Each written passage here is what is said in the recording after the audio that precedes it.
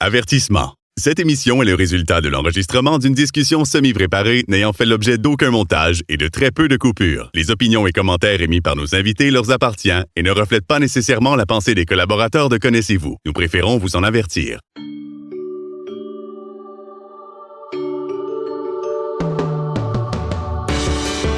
Connaissez-vous avec Martin Chouinard.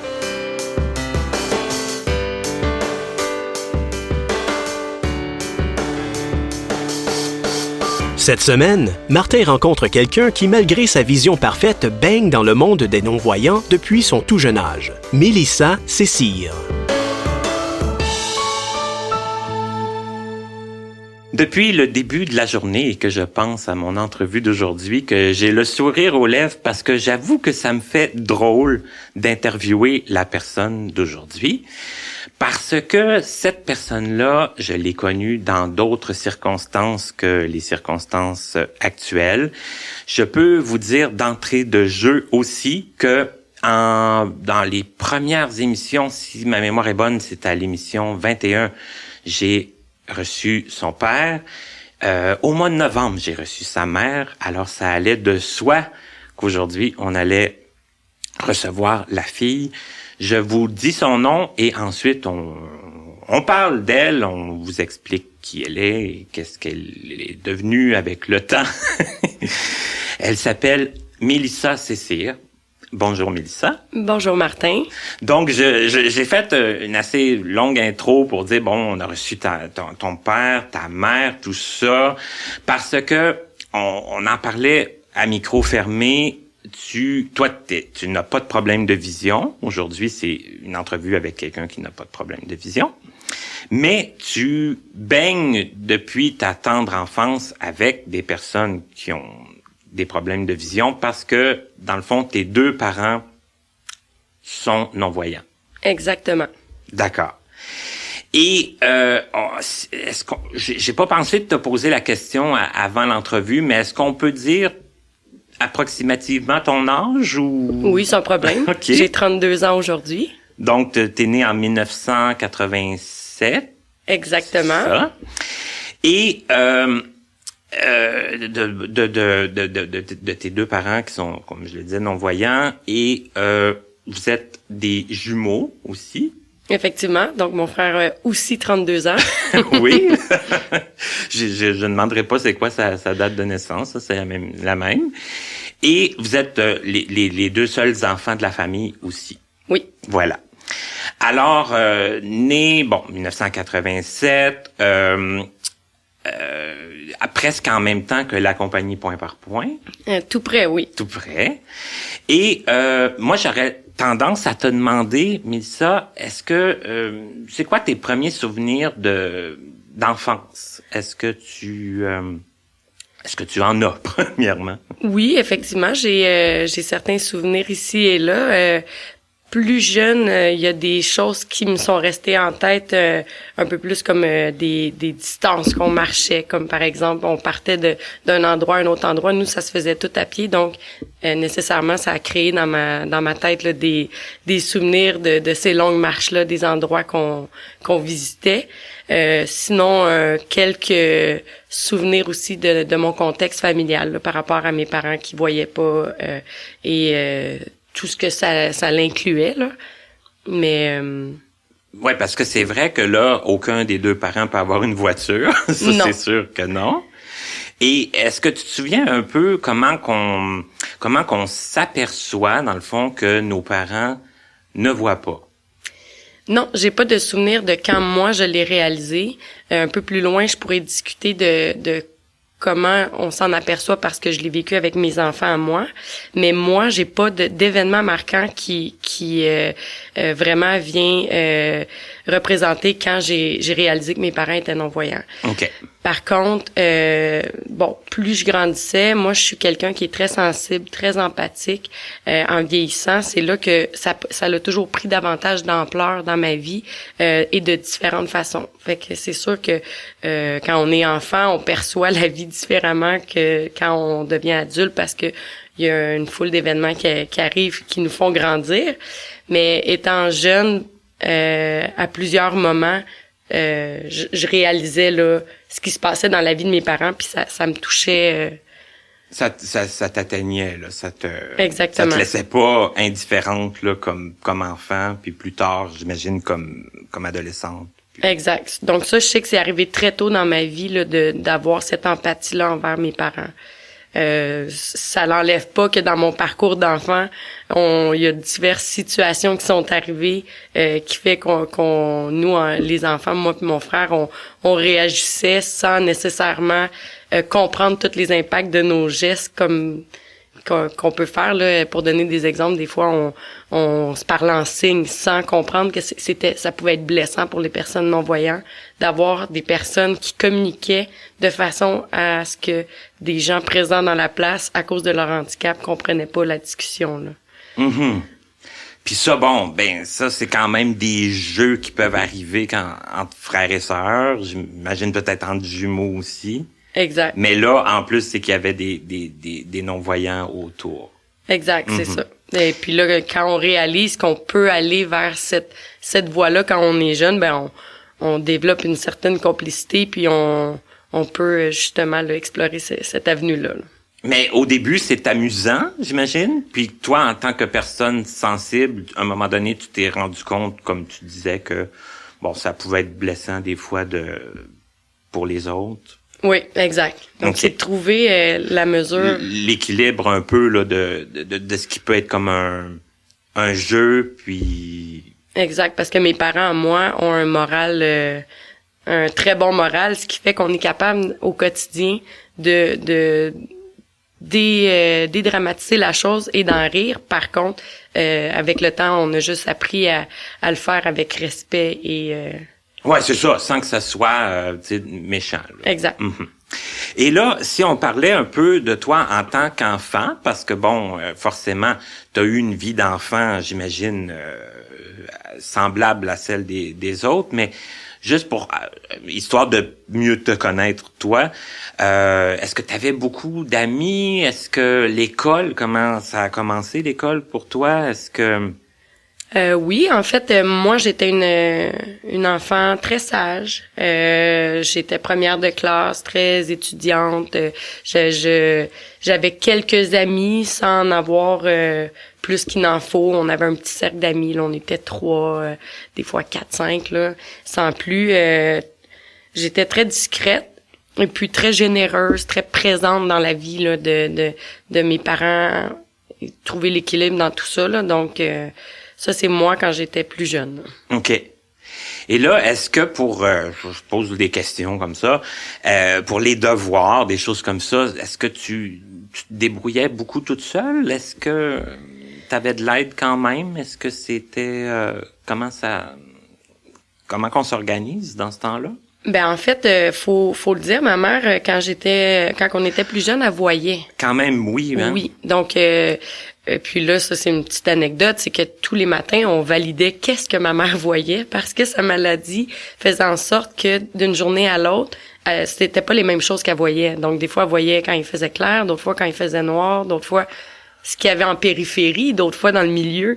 Ah, c'est que c'était pas nécessairement clair non. De savoir exactement qu'est-ce que ta mère voyait. Exact. Okay. Des fois, quand on est enfant, qu'on fait des niaiseries ou rien de grave, là, mais des petits jeux d'enfants avec mon frère, nous, on se demandait toujours, est-ce que ma mère nous voit quand on fait ça, tu sais? OK. Fait que, donc, en mentionnant que ma mère voyait de façon très variable, mais elle pouvait se servir de sa vision pour justement effectuer ses tâches du quotidien, puis s'occuper des enfants et tout, là, puis on sait qu'on n'a pas besoin de voir pour s'occuper des enfants, ce qui fait que oui, j'avais certaines choses qu'il fallait que je m'adapte pour la vie au quotidien, mais il y avait beaucoup de choses là qu'on faisait quand même en famille. Là. OK. C'est que toi, l'école, c'était quelque chose que t'aimais, t'étais studieuse, t'aimais apprendre, t'étais première de classe, donc t'apprenais bien, oui. T'apprenais facilement. Est-ce que au secondaire, ça s'est poursuivi comme ça aussi?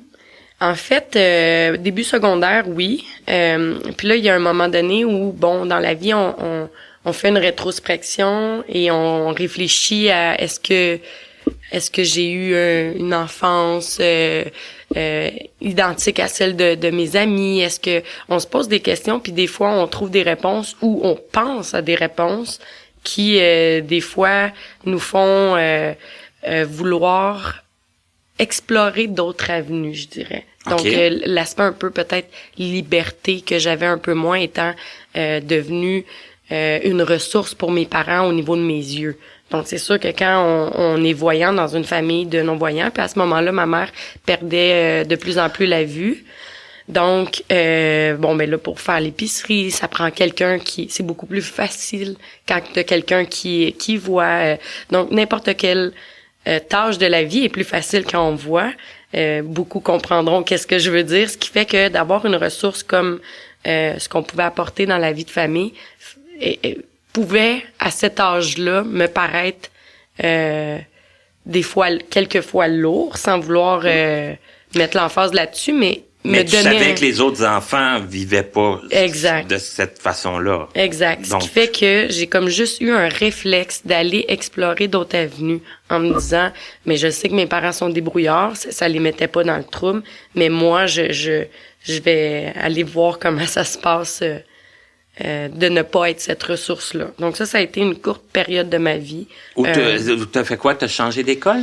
En fait, j'ai changé de cercle d'amis. J'étais moins première de classe. Tu sais, un petit parcours d'adolescent. Une petite rébellion, un peu? Oui, une petite rébellion. Fort caractère. Je m'exprimais de façon très très caractérielle. Mais aujourd'hui, j'ai le même caractère, mais j'ai appris à m'en servir. C'est la seule différence. Ouais, ben là, c'est ça. On peaufine avec le temps, là. Exact. Mais ça, je m'en cache pas. Ça fait partie de mon cheminement. Fait que j'ai eu cette courte période-là qui vraiment, je me suis éloignée de tout ce que j'étais avant et de ma famille pour revenir en force quelques années après. Là. C'est ça, parce que tu dis une courte période, ça veut dire qu'après, tu as été comme explorer, vivre d'autres choses différentes, puis après, tu as dit, c'est fait. Exact. Je suis capable de me trouver à travers tout ça, puis d'être présente dans ma famille, mais en essayant de faire autrement. OK. Disons. Mais quand tu dis que tu étais moins première de classe, est-ce que c'est parce que parce que je m'en donnais plus la peine. Moins la peine. Donc j'avais des bonnes notes sans nécessairement assister ou faire mes devoirs ou sans assister à mes cours ou quoi que ce soit. Là. Puis en lien avec ça, est-ce que tu commençais à savoir un peu vers quoi tu voulais aller plus tard? Est-ce que tu avais une idée de ça? En fait, jeune, je voulais devenir avocate. Hein, j'ai dit j'avais du caractère, donc pour moi c'est quelque chose, j'aime ça, débattre des causes, puis probablement que ça vient aussi de mon contexte familial que souvent les personnes non-voyantes ont à se débattre pour avoir les droits que toutes les autres ont. Donc probablement que ça vient un peu de ça aussi. J'avais cette option-là, mais il y avait aussi mon côté, je l'ai dit, très empathique, généreux. Donc ça vient de mon contexte familial, donc de savoir que j'étais capable d'aider les gens. Je voulais aussi aller là en sciences humaines, quelque chose comme intervenant ou intervenant en mobilité ou quelque chose comme ça, ou voire psychologie. Là. Okay. Donc, j'ai fait un peu d'études dans ce sens-là, mais sans aller plus loin. OK. Parce que là, je sais pas comment l'apporter, parce que t'as fait tes études, t'as été au cégep, t'as été à l'université aussi? Oui. Oui. Mais ta vie familiale est arrivée quand même assez tôt. Tu as eu des enfants assez tôt. Exact. Et tu t'es éloigné aussi un petit peu de Longueuil par la suite. Oui. En fait, ça vient en même temps que la période où j'ai été explorer autre chose. OK. Pour trouver la liberté dont je parlais, fallait vraiment que je m'éloigne de façon significative parce que en restant à Longueuil, mon réflexe ou ma seule solution aurait été de me trouver dans le milieu où j'essayais d'aller chercher autre chose, puis ça aurait pas répondu. T'aurais été trop près, peut-être, là, de la source de départ. Là. Ce qui fait que, j'ai une amie qui, elle, vient des cantons de l'Est, et elle me dit « Hey, viens passer la fin de semaine ». Puis c'est de même que j'ai rencontré mon conjoint d'aujourd'hui, dans le fond, qui vient des cantons de l'Est, de la ville de Valcourt. OK, c'est que là, c'est comme ça que tu as découvert un peu cette région-là? Oui. OK. Donc, c'est à ce moment-là, là, j'avais 16 ans, j'ai rencontré mon copain, puis on se voyait tous les fins de semaine. Mais en partant la fin de semaine, ça faisait en sorte que j'avais un moment différent de mon contexte actuel, tu sais, de mon contexte au quotidien. Ça te permettait de t'éloigner, mais pas trop, puis pas trop longtemps, puis exact. De revenir, puis mais t'as quand même été capable de rencontrer quelqu'un qui est encore dans ta vie aujourd'hui. Ça fait que ça fait quand même plusieurs années. Oui. Et moi, je voulais qu'on parle un peu des métiers que tu as eus, parce que je sais que tu as fait beaucoup de choses. T'as acquis beaucoup d'expérience je sais que tu as travaillé avec les policiers. Oui. En tout cas, je sais pas ce que tu veux en dire, mais... Ben oui, en fait, quand ayant eu mes enfants très jeunes, ça fait en sorte que ça a coupé mes études, puis j'ai rien finalisé, j'ai pas obtenu aucun DEC ou attestation ou quoi que ce soit du cégep, sauf des réussites de cours là, ici et là, ce qui fait que je suis allée me chercher un cours en comptabilité puis en secrétariat. Ce cours-là devait se faire avec un stage, donc j'ai fait mon stage à la ville de Bromont, donc vraiment à la direction générale. Donc c'est un stage qui m'a apporté vraiment beaucoup, puis aussitôt que que mon stage a été terminé, je suis venue travailler chez Point par Point pour faire la comptabilité. Donc j'ai travaillé ici 1 an, à peu près 1 an et demi, mais par la suite la ville de Bromont m'ont rappelé. Là je suis allée faire un remplacement au poste de police à Bromont, j'ai retourné à la direction générale. Ensuite, je suis retournée à la ville de Waterloo, mais tout dans des postes administratifs, ce qui fait que j'ai touché à différents volets de l'administration, des budgets, des ressources humaines, ressources matérielles, ressources financières. Donc, vraiment diversifié comme parcours, mais dans le monde public et dans le monde public. Et là, je tiens quand même à faire une parenthèse, c'est que c'est quand tu es venu travailler chez Point par Point dans la comptabilité que je t'ai connu. Oui. Donc, ça fait déjà plusieurs années de ça. Là. Ça fait 10 ans. Ouais, ça fait comme vous voyez, j'ai connu Mélissa dans des circonstances différentes. Là, j'aimerais ça qu'on parle un peu, parce que bon, Point par Point est arrivé en 88. J'avais 89 dans la tête, mais c'est 88. Toi, t'es arrivé en 87.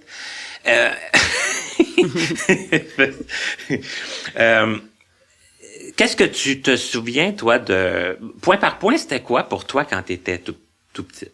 Ben moi, Point par Point, c'était quelque chose de grandiose pour une enfant de mon âge, parce que dans le milieu où je vivais, les gens, les technologies commençaient à arriver sur le marché, ce qui fait que nous, vu qu'on œuvrait là-dedans, dans les technologies adaptées, ça faisait en sorte qu'on avait des ordinateurs, qu'on avait toujours des gadgets, tu sais, les GE, qu'on enregistrait, des choses que les autres enfants avaient pas nécessairement, là.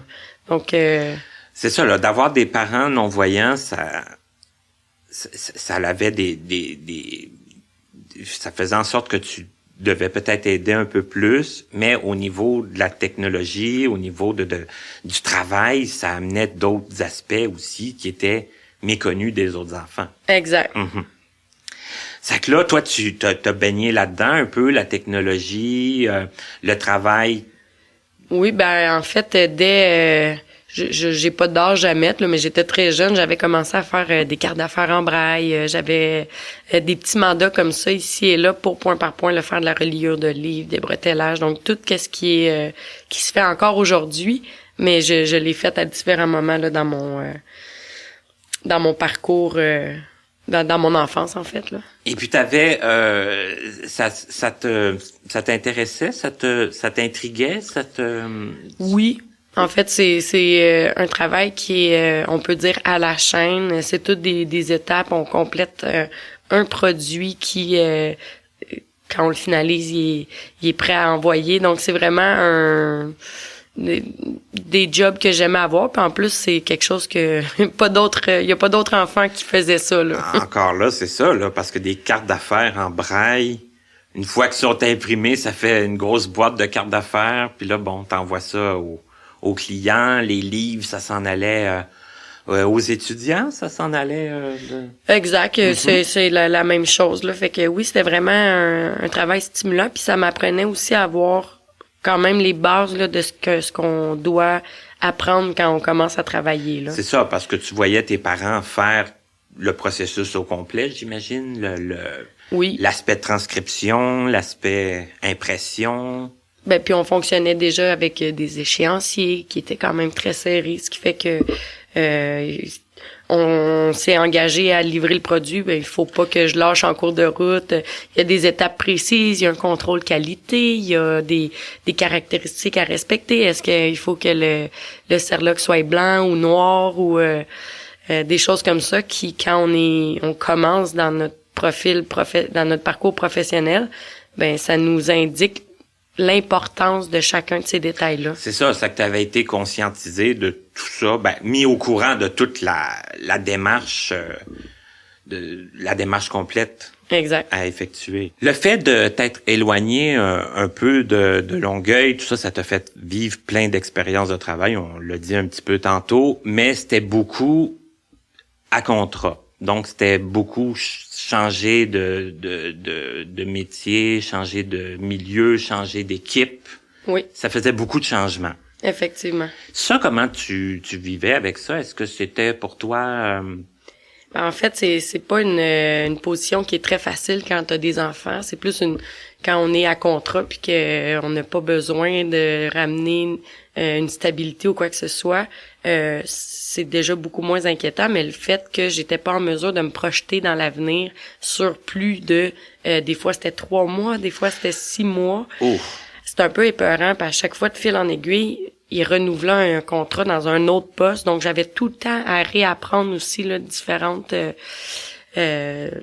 procédures, directives, travailler avec des gens nouveaux à chaque fois là. Donc ça demande une adaptation assez intense. Là. Ouais, puis des fois pour pas longtemps là, exact. Pour pas, des fois 3 mois, ça fait beaucoup d'investissement de temps puis d'énergie pour pas long. Exact. OK.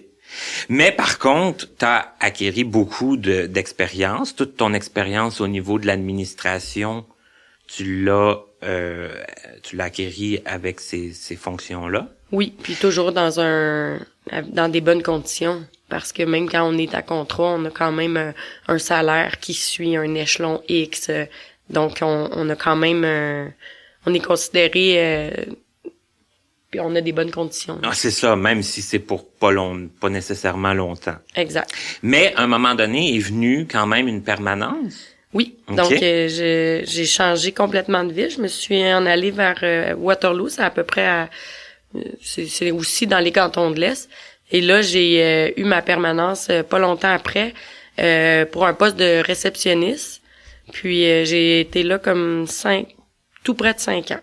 Ah, quand même, c'est que là, il y a eu un 5 ans de stabilité. Oui. Même équipe de travail, les fonctions, tout ça, le salaire, forcément, qui bouge plus parce que, bon, c'est stable. Exact. Un horaire de 32 heures, ce qui me permettait de m'investir auprès de ma famille parce que quand on travaille 40 heures, ça l'enlève déjà un peu de temps pour tout ce qui est de la routine, l'éducation, les soutenir aussi dans leur développement scolaire là. Donc ça m'a permis d'être présente là. Je travaillais à 2 minutes de chez nous, puis j'avais une job qui était pas trop exigeante non plus là. OK. Puis c'est ça, pas loin, ça fait que t'étais rendu rapidement chez toi, tu perdais pas un temps. Exact. Forcément. Et 32 heures, comme tu dis, c'est comme dans le fond, c'est 8 heures de moins que 40. C'est comme une journée de moins sur le total. Avec 3 enfants, ça paraît. Oui, puis 3 enfants quand même assez rapprochés. Oui. Mm-hmm. Bon, en fait, ils ont 3 ans entre chaque enfant. OK, oui, c'est vrai. Je l'avais jamais vu comme ça. 2 filles puis un garçon. Oui. Mm-hmm. Puis Puis là, tranquillement, pas vite, les enfants ont vieilli, ils ont pris de la maturité, ils se sont responsabilisés. Donc, c'est sûr que là, quand on carbure au défi, puis comme moi, ben on cherche à aller un peu plus loin. Là. J'étais réceptionniste depuis 5 ans à la ville. Donc, c'est là que je suis allée me chercher je suis retournée à l'école. Donc, OK? Oui, je suis retournée à l'université. Je me suis servie, dans le fond, de mon expérience en administration pour postuler sur un poste. Eux autres, il faut vraiment que tu envoies ton CV, que tu te démarques pour aller à l'université sans avoir complété, par exemple, ton cégep. Ouais, comme pour avoir l'expérience un peu équivalente. Là, exact. Puis c'est de même que je me suis qualifiée et je suis rentrée à l'université pour faire un certificat en administration. Est-ce qu'on réfléchit longtemps avant de décider de retourner à l'université comme ça, une fois la famille faite, une fois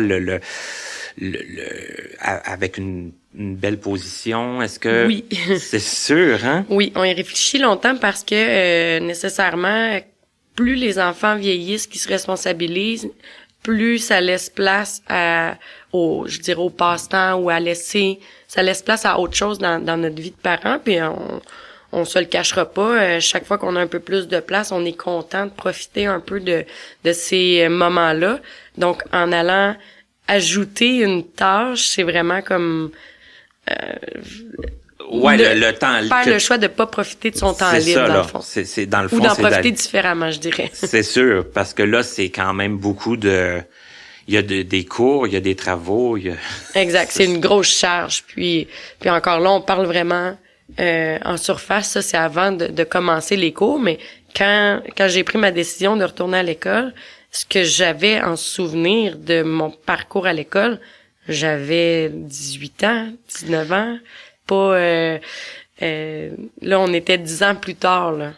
Ouais, ça fait que presque. Donc ma capacité d'apprentissage, je suis avec des gens plus jeunes, tout. C'est vrai là, parce que là c'est comme les autres, eux autres eux autres ils sortent du leur cégep cheminement, là, après exact.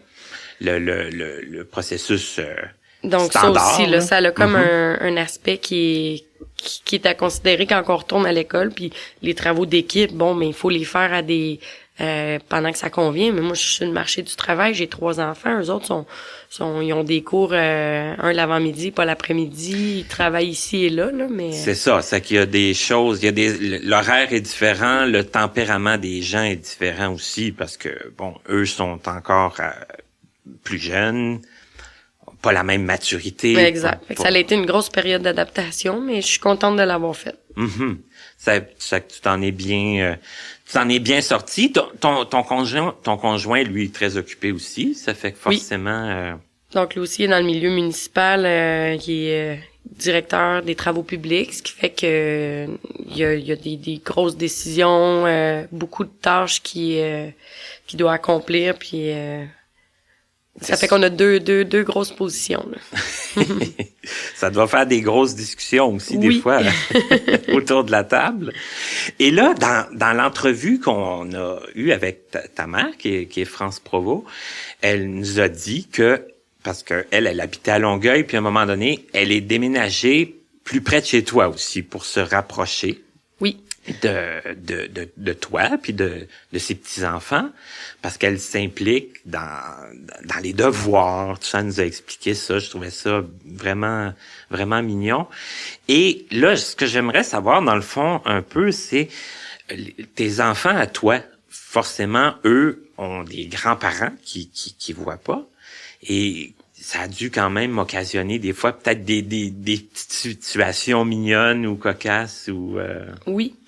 Ben en fait, il y a différents moments où on réalise que tu sais, d'entrée de jeu, je disais que je me rappelais pas à quel moment moi j'ai réalisé que mes parents ils voyaient pas. C'est sûr que quand j'ai regardé mes enfants grandir, je peux facilement savoir quand est-ce qu'ils l'ont réalisé juste par leur façon d'agir avec eux, d'interagir. Donc souvent des enfants vont s'élancer vers quelqu'un pour montrer un dessin mais eux autres, ils vont comprendre qu'il faut qu'ils prennent le doigt de la personne pour faire toucher quelque chose ou que c'est... Mes parents sont des gens qui ont des réflexes très structurés pour pas s'y perdre, là. Donc, quand ils viennent chez nous, ils savent où ma table de cuisine, mais ils vont prendre la même chaise tout le temps pour pas avoir à tout le temps chercher un endroit où s'asseoir ou trouver des surprises, là. Oui, avoir peut-être des habitudes un peu plus routinières, implantées, là. Exact. Là. Mm-hmm. Mais ça fait en sorte que mes enfants, eux autres, ils l'ont réalisé, ça, puis très tôt dans leur jeunesse, ils étaient capables de guider mes parents à travers ça. Ils comprenaient, puis quand je dis très tôt, là, j'en ai une, mon enfant du milieu, Zoé, elle avait 18 mois, puis elle guidait ma mère vers sa chaise quand elle arrivait. Puis c'est quand même remarquable de voir 18 mois, c'est pas vieux, là. Non, pour c'est vraiment pas vieux. Avoir compris ça, là. Exact. Puis moi, de mon côté, dans mon éducation, c'est sûr qu'il y avait toujours un aspect qui considère l'accessibilité à l'information dans le sens où quand je pose une question à un enfant autour de la table puis qu'il répond par un signe de tête, je sais qu'il va arriver un moment où je vais poser la même question mais qu'il va y avoir quelqu'un de non-voyant à la table puis cette personne-là va avoir manqué la réponse. Donc, j'essaie de leur rentrer dans la tête comment s'assurer au maximum d'inclure, de prononcer l'information pour qu'elle soit compréhensible à tous. C'est ça, de donner une réponse verbale, là, de donner exact. une vidéo description. Exact.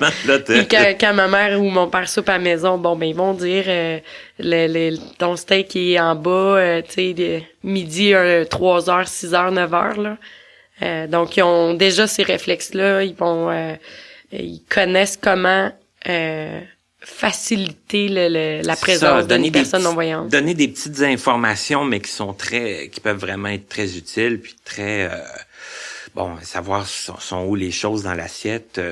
Ça évite d'avoir à trop toucher dans son assiette, puis on sait sont où nos choses, puis ça nous permet de manger ce qu'on veut quand on veut. Exact. Et bon, tu sais, pour trouver la chaise, c'est ça, hein, tu sais, de savoir où on s'assoit sans avoir à chercher ou d'accrocher des gens, ou tu sais, c'est très aidant, puis c'est pas si, tu sais, c'est pas des grosses choses, mais c'est bien d'en être conscientisé jeune, puis de le savoir, puis de le faire. C'est sûr que ça va les suivre dans leur parcours, puis à partir du moment où ils ont le réflexe, je pense que c'est un plus pour tous les gens qui vont croiser, qui ont besoin d'avoir une information supplémentaire ou un soutien supplémentaire. Et je pense aussi que ça les suit déjà beaucoup, parce que on les voit passer des fois à la compagnie, puis ça paraît. Oui. Nécessairement, c'est sûr qu'ils viennent dans l'environnement ici, puis ils ont déjà des bons réflexes pour mentionner leur présence, ils savent qu'il faut qu'ils parlent quand ils croisent, par exemple, quand ils te croisent, faut qu'ils mentionnent leur présence, sinon on peut ne pas savoir qu'ils sont là. Exact. Puis si on va acheter des choses, admettons, au centre d'achat à côté, ils savent comment nous guider, puis ils savent quoi dire quand on est, admettons, au restaurant, puis tout ça, ça fait que ça paraît déjà beaucoup.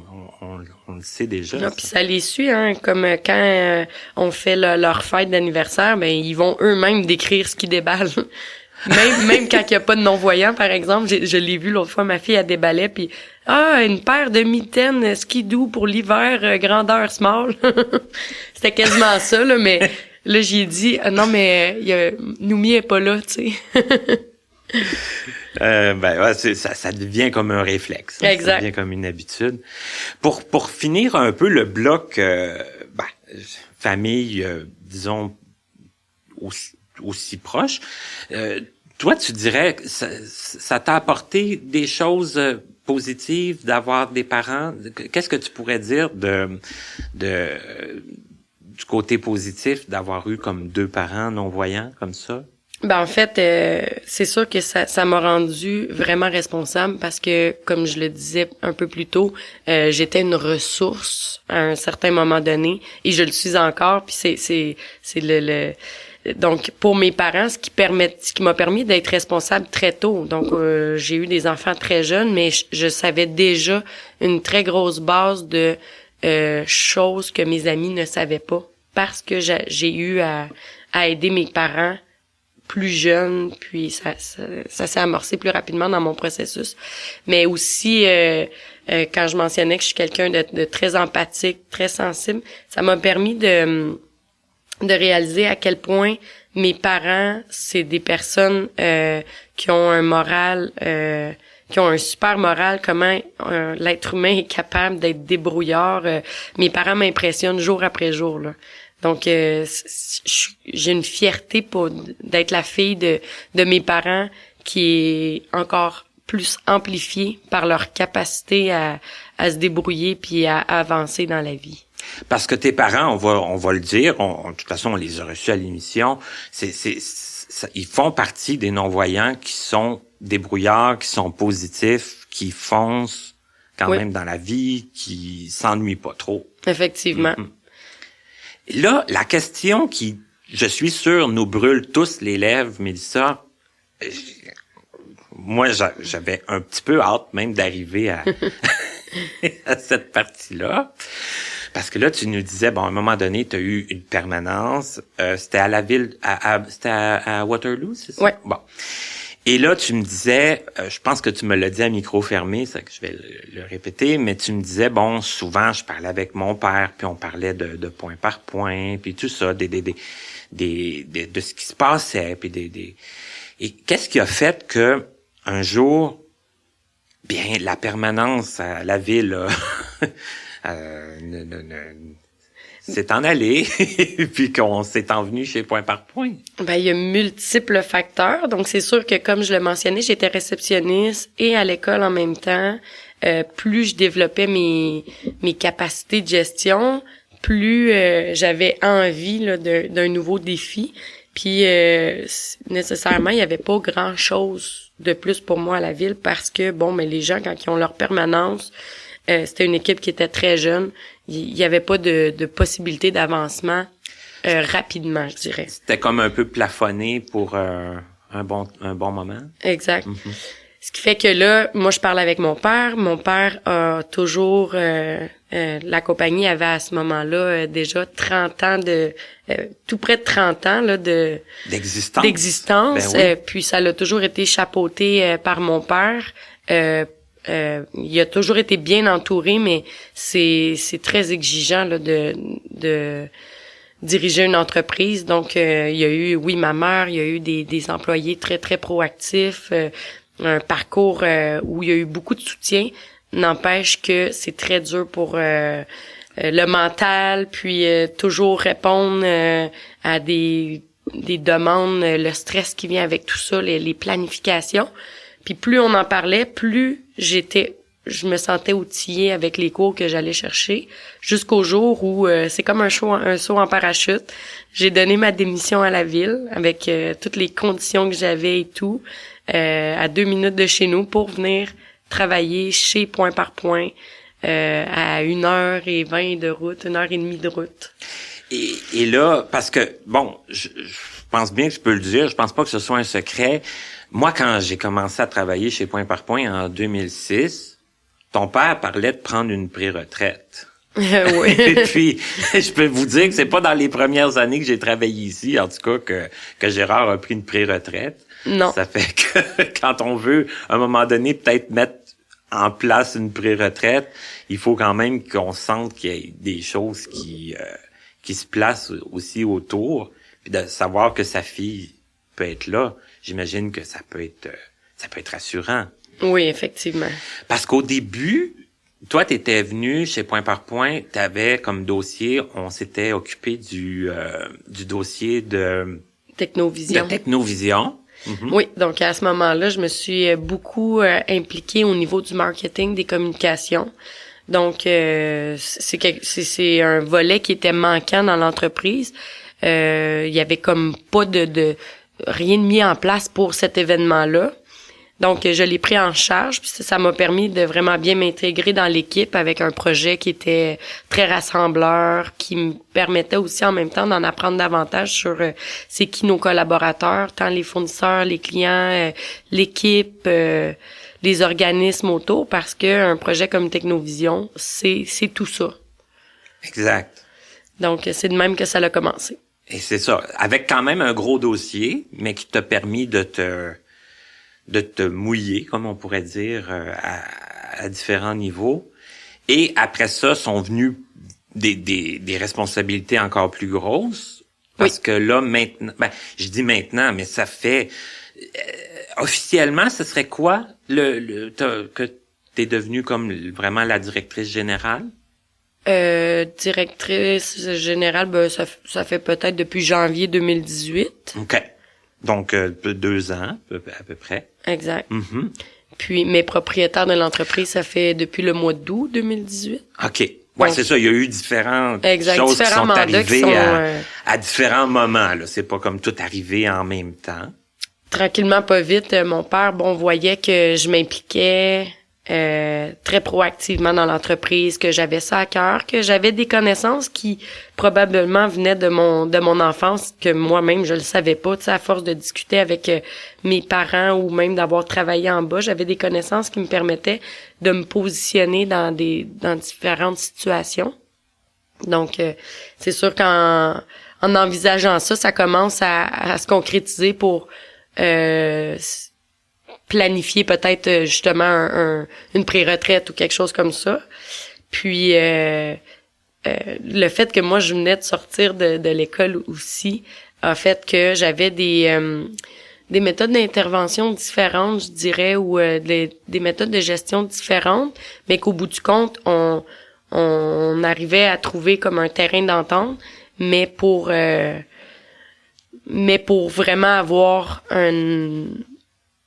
la capacité de gérer ça différemment, c'est là qu'on a pris la décision de faire ça, que je devienne en charge de l'entreprise. OK.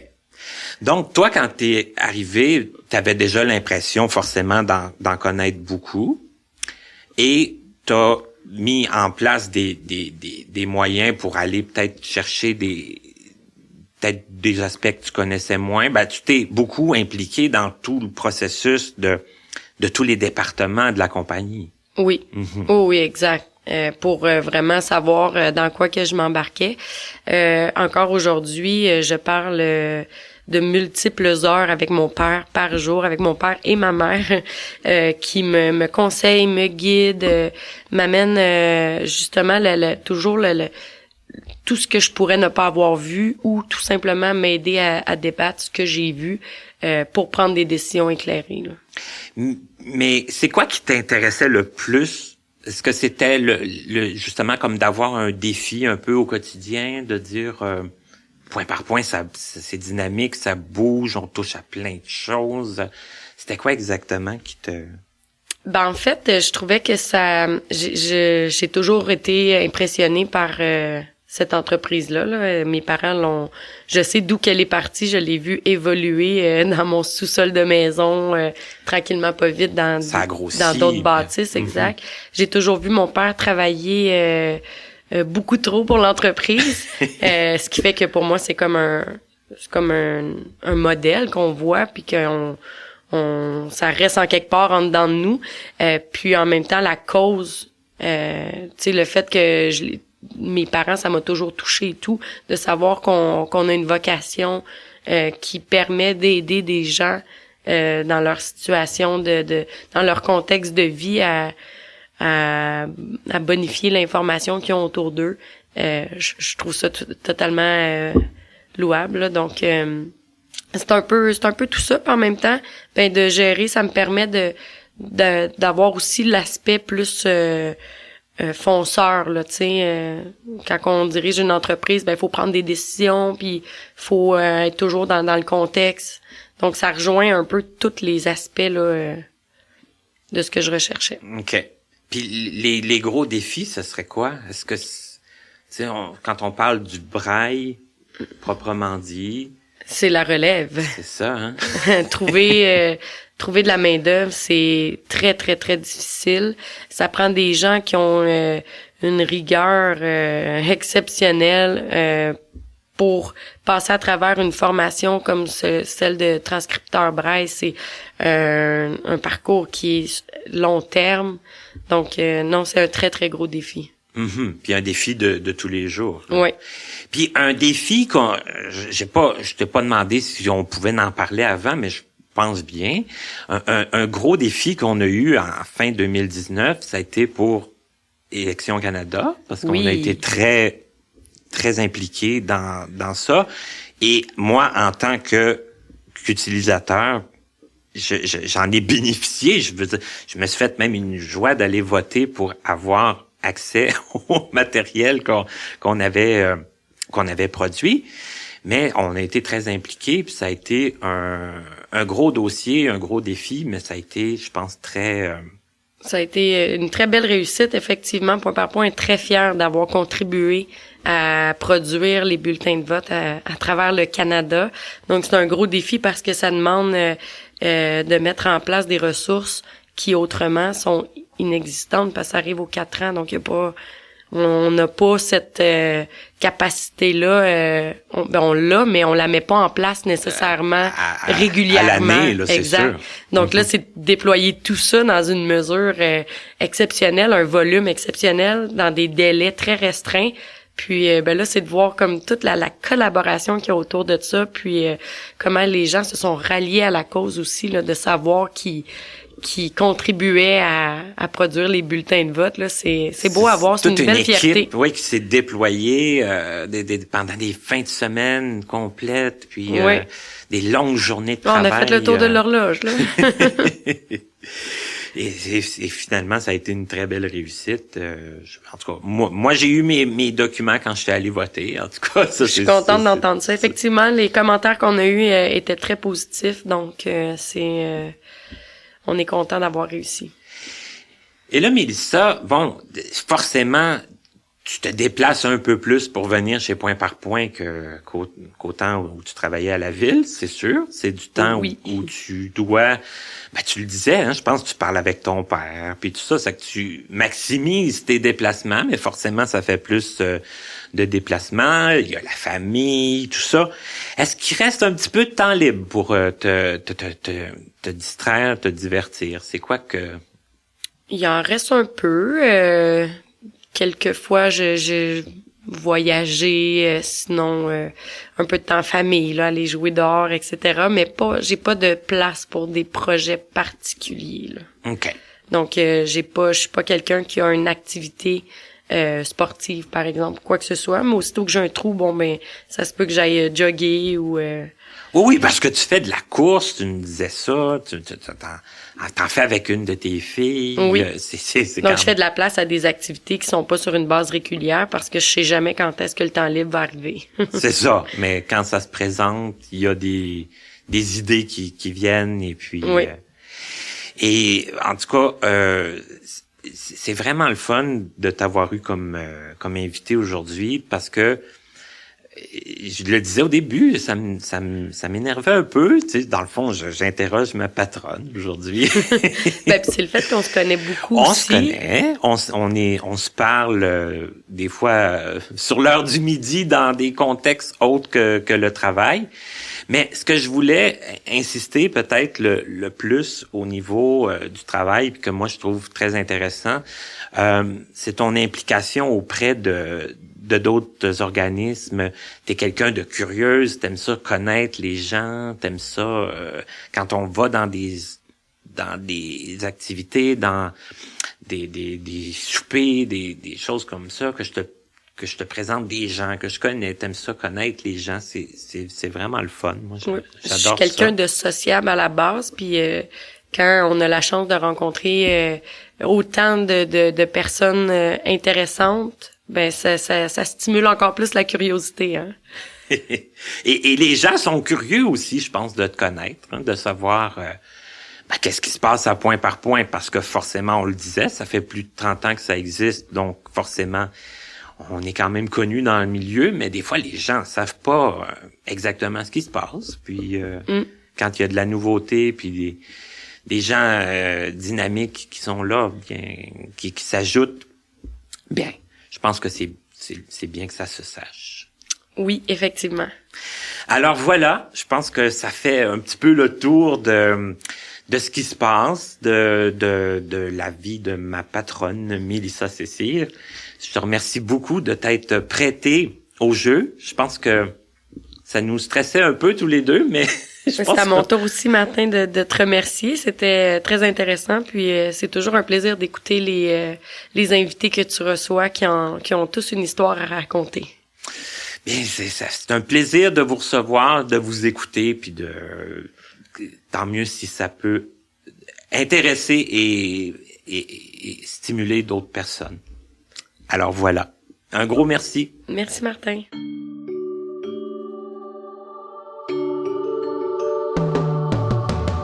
Vous venez d'écouter Connaissez-vous avec Martin Chouinard. Présentateur, Stéphane Pilon en collaboration avec Papillon Sonic. Voix du générique, Joel Pucci. Notre site web est toujours disponible au www.martinchouinard.com. Notre adresse courriel est connaissez-vous2017@gmail.com sans tiret. Nous attendons vos commentaires et suggestions.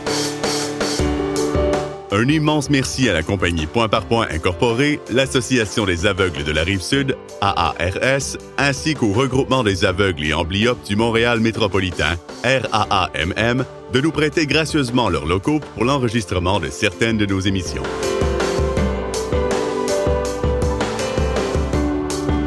À notre prochaine émission, un jeune qui s'investit à fond dans ses études afin de mener à terme le projet de devenir psychologue. François Bellemare à notre rendez-vous du 20 mars.